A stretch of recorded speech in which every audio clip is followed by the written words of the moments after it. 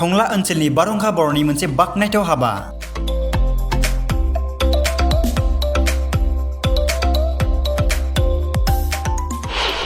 सोरखारि साख्रिनि उनाव खारालासिनो गावनि आथिङाव गसंथानो नाजादों बारहुंखा बर'आ। 4 लाख गावनि रां खरसा खालामना मावदों 20 बिगा थालिर आरो जोगोनारनि आबाद।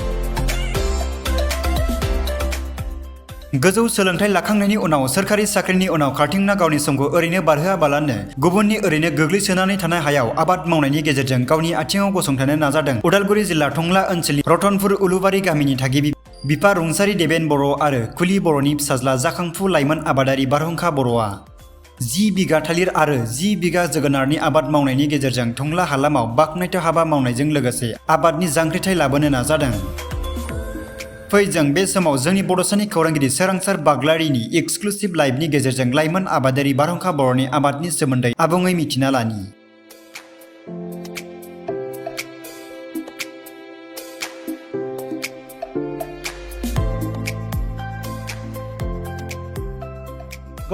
जों गोबां समाव गोबां रोखोमनि जों नुबोबाय थादों दिनै माखासे लाइमोन सेंग्रा सिख्लाफ्रा दिनै सोलोंथाइ लाखांनायनि उनाव सरकारि साख्रिनि उन खारनायखौ, नाथाय सरकारि साख्रिनि उन खारालासिनो दिनै गावनि आथिङाव गसंथानो नागिरदों टंला रतनपुर गामिनि सासे जाखांफु लाइमोन सेंग्राया। आरो बे लाइमोन सेंग्राया सोर आरो बिथाङा मानि थाखाय दिनै बेबादि रायखांजाथावना जादों, फै जों थोंजोङै मिथिनो नाजानि। नै आंनि केमेरा पार्सन बिथाङा दिन्थिगासिनो दङ, बिथाङानो जाहैबाय टंला रतनपुर गामिनि बारहुंखा बर' आरो बिथाङा दिनै नैबे हायिनि गामियाव 10 बिगानिबो बारा थालिर बिफां आरो 10 बिगानिबो गोजा लाव, जायखौ जों गोदै लाव होननानैबो बुजियो, जोगोनार, बिनि आबाद मावनानै दिनै गावनि आथिङाव गसंनो नाजादों। दा बिथाङा बेखौ बबेनिफ्राय सोलोंजेननाय आरो मा थांखियै बे आबादखौ मावदों जों बिनि सोमोन्दै एसे मिथिनो नाजानि। आदसा, नोंथांनि सिनायथिया? आंनि मुङा बारहुंखा बर', आंनि गामिया रतनपुर उलुबारि, आङो टंला दखरा आबसुनिनो सासे मावथि। आदसा, जों नुनो मोनबाय दिनै नोंथाङा बेयाव नैबे हाहिनि गामियाव नोंथाङा दिनै 10 बिगा थालिर आबाद मावदों, बिनि थांखिया मा? आङो ओरैनो गोसोखा, आङो मावनो लुबैनानै आङो गाव हारसिङैनो माने ओरैनो बेकार थानो बेसें थानो नङा होमबा, बेनि जाहोनाव आङो बेखौनो माने गावनो आबादखौ मावनि होननानै आङो थांखि लाबाय आरो। आदसा, थालिरनि अनगायै नोंथाङा मा आबाद मावदों दायो? आङो इयाव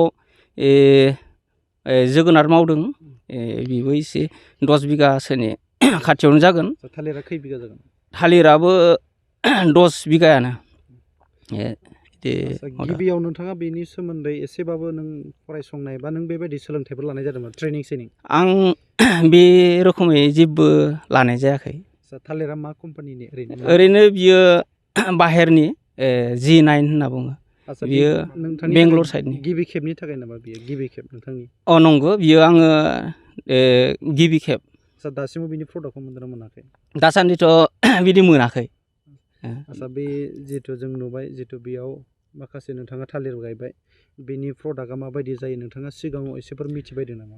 एसे ओरैनोथ' बिदि बुंनाय जादों बे एग्रिकालसार अफिसनिफ्राय, जेरै बे थालिरा बै माबा अमृतसागर बायदियानो जाहैगोन आरो, माने एसे मोजां रोखोमै जुदि हासार माबा माबि होनानै जुदि खालामनो हायोब्ला मोजां जागोन होननानै बुंदों आरो। एसे फिथाइया गिदिर आरो बिदाङा गोलाव जागोन होननानै बुंदों आरो। मार्केटआ माबायदि बिनिया दामा ओरैनो? मार्केटआथ' ओरैनो बिसोरो मार्केटनि सोमोन्दै जेबो बुंथ'वाखै। गिबिथाराव नोंथांखौ सोरबाफोर बेबायदि गायनायनि बेलायाव थुलुंगाफोर होबाय बायदों नामा गिबिथाराव?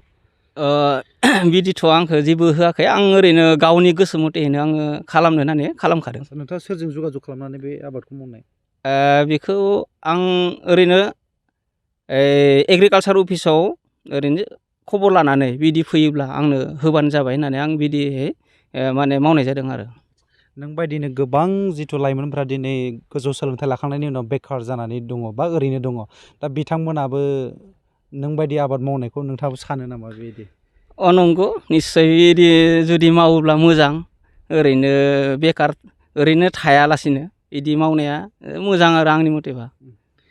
आच्चा जों जिथु नैबाव नुबावदों जिहेतु दिनै सरकारा गोबां हान्जाफोरनो माखासे राङारि अनसुंथाइ होनाय नोंथांनि बेलायाव माबायदि बेलाय नंगौ निस्सय जे जों बायदि मानसियासो जेरै इफोरबायदि माने सरकारनि जिथु मोननो गोनांखौ मोननांगौआ माने मोनथारनांगौ आरो जेरै सरकाराथ' जाय नंखाय मानसिफोरनोसो जेरै होयो बेफोरबायदि जाहाथे जानो नाङा जाय माने मोनथारनांगौ बेबायदि मानसिया मोनथारनांगौ गुबै आबादारि बे हिसाबै मोनथारनांगौ आरो आं बेखौ फोरमायो माने सरकारनि फारसे नोंथाङा दासिमाव बेयाव बेसेबांसो खरसा खालामखो ओरैनो आं दायो बेयावथ' दासान्दि 3.5 लाखसोनि बाहाय गोजौआव थांबाय थालिरावनो आं मोननैजों ओं बेसेबांसो थांदों आं ओरैनो थार थुरि खालामनानैब्लाबो माने आबादखौ मावनो होननानै मावनाय जादों आरो बेसेबां गोबावनि उनाव बिनि जिथु प्रडाक्ट बेखौ मोनगोन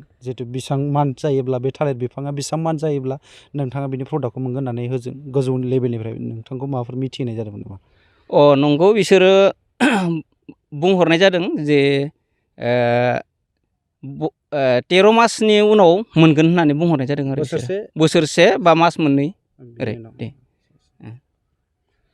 जाहैबाय नैबे रतनपुर उलुबारि गामिनि जाखांफु लाइमोन आबादारि होननाखौनो जों बुंनांसिगोन दा बिथाङा जाहैबाय बारहुंखा बर' बिथाङा दिनै बेयाव गिबि खेबनि थाखाय बेयाव 10 बिगा थालिर आरो 10 बिगा जोगोनारनि आबाद मावनानै बिथाङा दिनै गावनि आथिङाव गसंथानो नाजादों आरो जोंबो खावलायदों जाहाथे दिनै जोंनि लाइमोनफोरा ओरैनो गोग्लैसोना थानाय जिथु हा बे हायाव हानजा जानानै बा गाव हारसिङैनो जुदि ओंखारबोनानै एसे एनै रां खरसा खालामलायनानै जुदि आबाद मावोब्ला निस्सय जोङो गावनि आथिङाव गसंनो हागोनखौ जोंबो नुहुरदों दा नैबे समाव आंबो रायजोनि जानानै खावलायदों जाहाथे साफ्रोमबो जोंनि लाइमोनफोरा गावनि जिउखौ ओरैनो गावनि सम आरो जिउखौ ओरैनो दैयाव थांहोआबालानो बेबायदि आबाद मावनायावबो जुदि जों नांथाबनानै थायोब्ला निस्सय जाफुंसारनायनि लामाया सानसेब्लाबो फैगोन दा नैबे समाव आं उदालगुरिनिफ्राय बड'सानि जानानै केमेरा पार्सनजों लोगोसे सोरांसार बाग्लारि